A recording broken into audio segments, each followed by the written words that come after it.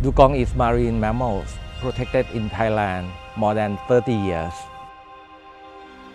We used to have the number of about more than 250 dugongs in our waters.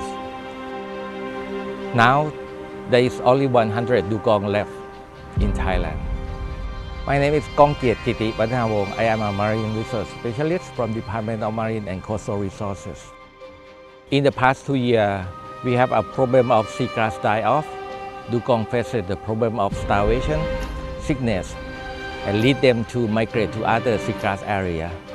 On their ways to find new foods, Dugong faces problem of fishing activities, boat traffic, pollution, and recreational activities. Previously, in order to protect dugongs, we implement both patrolling and manual drone operation.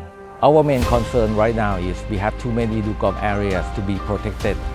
With the traditional boat patrolling activities, it's quite time-consuming, high cost, and we have limited number of staff.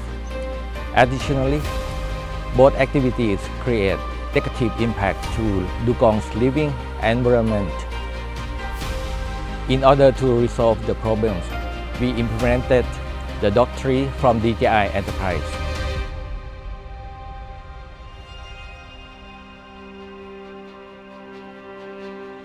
Based on the timetable, we plan 3 missions during the high tide and another 3 missions during the low tide per day using FlyHub 2 to search for dugongs. This system allows us to control the drone remotely. For each flight mission, a live stream is performed to check for the presence of dugongs and any potential threat.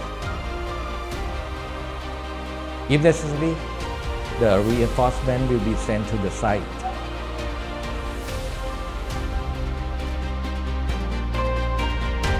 Along with the data obtained by the Dock tree, we also get additional image and video footage from our volunteers. The collected data is then converted into 2 and 3-dimension maps. The maps are then used to calculate dugong populations and distribution, as well as the change of seagrass. With the Dock tree, we can conduct patrol activities more often. The Dock tree are also used to monitor marine and coastal resources such as seagrass, coral, and mangrove. With drone patrolling, we get more precise data without disturbance of dugong's living environment. We also found that the Dock tree system reduced the cost up to 20 times compared to boat operation. As time goes by, we are very satisfied with the Dock tree system. There is zero mortality of dugongs in the area, and also the threat is dramatically reduced. We expect to implement this system in other dugong protected areas in the future.